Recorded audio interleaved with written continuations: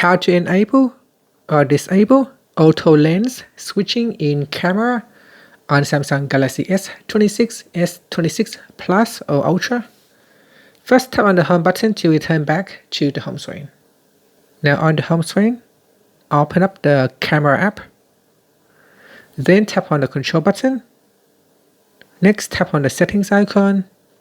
Now in camera settings, we then scroll down and tap on camera assistant.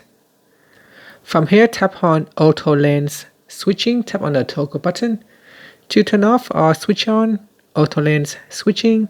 This lets the camera pick the best lens based on the zoom, lighting, and distance to the subject.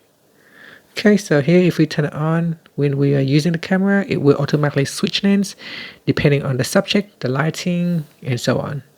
And that's it. Thank you for watching this video. If you find it helpful, please like and subscribe to my channel for more videos.